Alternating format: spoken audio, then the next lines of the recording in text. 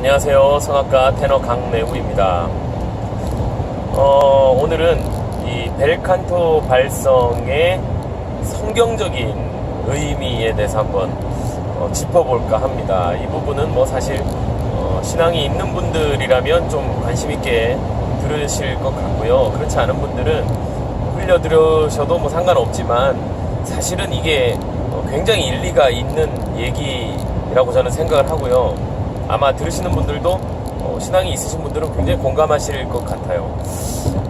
우리는 어쨌든 하나님이 인간을 창조하셨다고 믿는 창조론자들이지 않습니까? 저는 뭐 100% 창조론자고요. 하나님이 인간을 만드셨는데 인간을 만드실 때 우리 신체에 여러 가지 구멍들을 뚫어 놓으셨다고 제가 첫 시간에도 아마 얘기를 했을 겁니다. 뭐 눈, 코, 입, 그리고 뭐 배꼽도 있고 뭐 밑에 아래쪽에도 우리 항문도 있고 뭐 여러 가지 구멍들이 있죠. 이 구멍들은 이 인체 내부와 외부를 연결해주는 어떤 정보 교환의 역할들을 하고 또 뭐 필요한 영양분을 공급받기도 하고 배설물을 내보내기도 하는 뭐 그런 다양한 역할들을 한다 이렇게 제가 얘기를 드렸는데 그 중에 그 구멍이 몇 개냐에 따라서 어떤 중요도도 저는 있는 것 같습니다. 그죠? 눈은 아주 중요하죠. 우리가 세상을 이게 바라보는 것이 굉장히 중요하기 때문에 두 개를 뚫어 놓으셨어요. 그래서 이렇게 원근감을 느낄 수 있도록 그렇게 두 개를 뚫어 놓으셨고요. 귀도 스테레오로 공간감을 느낄 수 있도록 그렇게 두 개가 양쪽에 있죠. 콧구멍으로 우리는 숨을 쉬는데 콧구멍이 앞에는 두 개지만 사실 안쪽에는 하나로 돼 있죠. 그래서 콧구멍도 하나가 있고요. 그리고 입은 음식을 섭취하는데 중요하기 때문에 제일 크죠. 구멍이.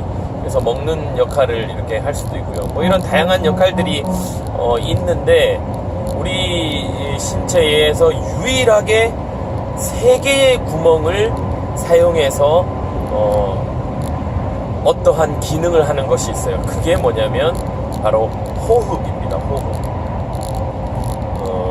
콧구멍 2개와 입 구멍 하나, 이렇게 3개의 구멍을 가지고 우리는 호흡이라는 것을 하죠. 물론 코와 입은 다른 역할들도 있지만 중복된 역할로 이렇게 3개를 쓸 수 있도록 하나님이 해놓으셨는데, 왜냐하면 뭐 호흡이 우리 인간이 살아가는데 가장 중요하기 때문이라고 저는 생각을 하고요. 여담으로 들으시면 될 것 같아요. 이거는 뭐 어떤 학설은 아니니까 그냥 제 개인적인 생각인데, 가장 중요한 호흡, 뭐 몇 초만 우리가 몇 분만 끊어줘도 우리는 뭐 살 수가 없잖아요. 생명과 직결된 역할이기 때문에 3중 안전장치를 하나님께서 해놓으신 게 아닌가, 저는 그렇게 생각을 합니다. 이 3개의 구멍 중에 2개가 막혀도 하나로 우리는 호흡을 할 수가 있잖아요.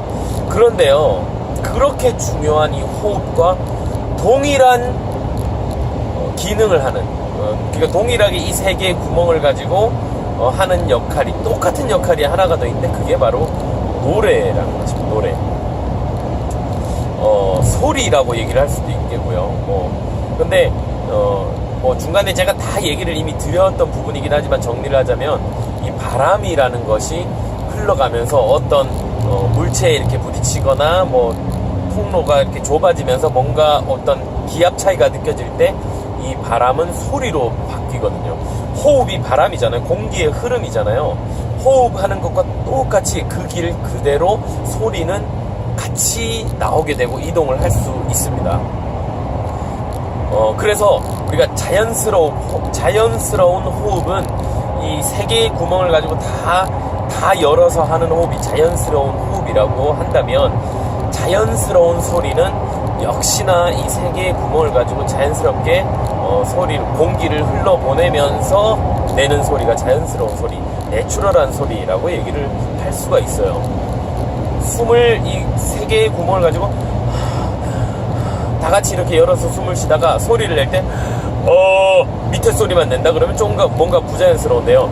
이 3개의 똑같이 호흡하는 것과 똑같이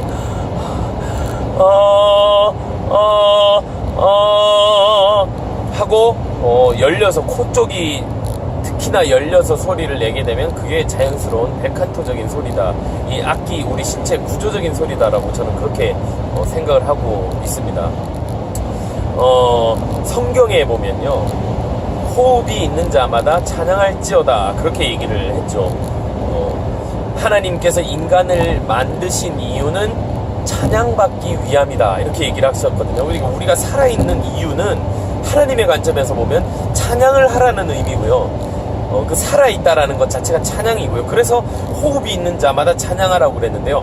이 얘기를 조금 더 깊이 묵상을 해보면 왜 생명이 있는 자마다 찬양을 하라고 얘기를 하지 않으시고 꼭 굳이 이렇게 콕 집어서 호흡이 있는 자마다 찬양할지어다 이렇게 얘기를 했을까? 저는 이제 이 노래하는 사람 입장에서 그런 관점에서 이렇게 좀 고민을 해봤는데 역시 호흡은 그 말 자체가 찬양이라는 뜻이에요. 우리가 호흡한다라는 자체는 우리는 찬양한다라는 뜻이라고 저는 그렇게 생각합니다. 하나님의 관점에서 봤을 때죠. 우리를 만드신 목적 자체가 우리에게 호흡을 불어넣어 주신 그 목적 자체가 찬양받기 위함이기 때문에 호흡이 있는 자마다 찬양해야 되고요. 호흡은 그 말 그대로 호흡 이퀄 찬양이라는 뜻으로 저는 그렇게 해석을 합니다. 뭐 그렇게 무리가 가지 않는 해석이라고 제 나름대로 생각을 하는데요. 신학자들께서 그렇게 목사님들께서 보시기에는 좀 뭐 억지스러운 부분이 있을지 모르지만 노래하는 사람 입장에서 그래서 호흡이 있기 때문에 우리는 늘 무조건 찬양해야 되는구나, 노래해야 되는구나. 성경에서 얘기하는 찬양은 그냥 노래죠. 그 당시에 노래라는 것은 하나님을 찬양하는 것밖에 없었던 초기 시절이기 때문에 그게 그렇게 해서 발달이 돼서 교회에서 찬양하기 위해서 만들어지고 개발된 게 성악적인 발성이라고 저는 생각을 하고요. 그 유래가 그렇게 된다라고 믿습니다.